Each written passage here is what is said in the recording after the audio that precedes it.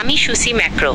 আজকে খুব ছোট্ট একটা ভিডিও করছি, শুধু আমার কিছু ভাবনা শেয়ার করব ও নিউজ 12 নিয়ে। আমার কাছে বিষয়টা একদম স্পষ্ট লেগেছে।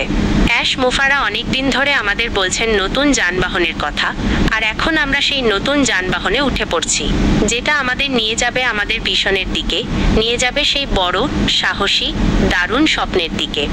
আমাদের পুরনো একটা যানবাহন ছিল, সেটা এখনো আছে। আপনি চাইলে সেটাকে গিয়ে দেখতে পারেন তার ওডোমিটার, চাইলে হয়তো দেখতে পারেন তার ফাটা টায়ারও। যখনই আপনার প্রয়োজন হবে পুরনো যানবাহন সম্পর্কিত তথ্য আপনি সেখানে পাবেন।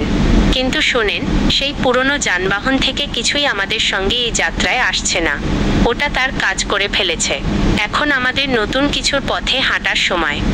যদি আপনি চিন্তা করে দেখেন, আমার কাছে মনে হয় AEO নিউজের উদ্দেশ্য হলো আমাদের প্রস্তুত করা নতুন যানবাহনের জন্য। পুরনোটা থাকবে তার জায়গায়, কিন্তু তার ভূমিকা সেখানেই শেষ। পুরনো জিনিসগুলো আমরা নতুন এই অসাধারণ যানবাহনে নিয়ে যাচ্ছি না। কেনই বা নিয়ে যাব? পুরনো যানবাহন তার কাজ করেছে। এখন আমাদের সময় নতুনের দিকে এগিয়ে যাওয়ার। ভাবুন তো, আপনি কি সেই পুরনো যানবাহন থেকে কোনো যন্ত্রাংশ খুলে এনে নতুন গাড়িতে লাগাতে চাইবেন? অবশ্যই না।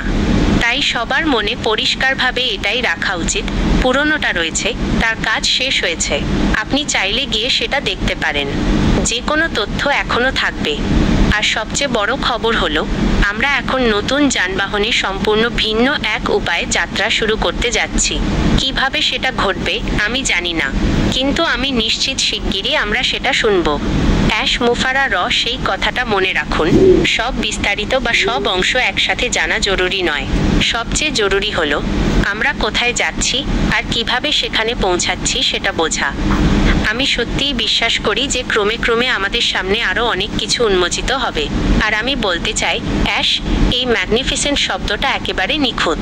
এটা দারুণ সুন্দর একটি শব্দ। আমি খুশি আপনি এটা ব্যবহার করেছেন। যাই হোক, খুব সংক্ষিপ্ত করে বললাম, এখন আমাদের সবার প্রস্তুতি নেওয়া দরকার। বারবার AEO নিউজগুলো পড়ুন এবং ভালোভাবে বুঝে নিন। আমরা এখন নতুন যানবাহনে যাত্রা শুরু করতে যাচ্ছি। পুরনো যানবাহন থাকবে একপাশে, চাইলে দেখতে পারেন, কিন্তু সেটা আমাদের এই নতুন যাত্রায় আর আসছে না। সবাইকে ভালোবাসা।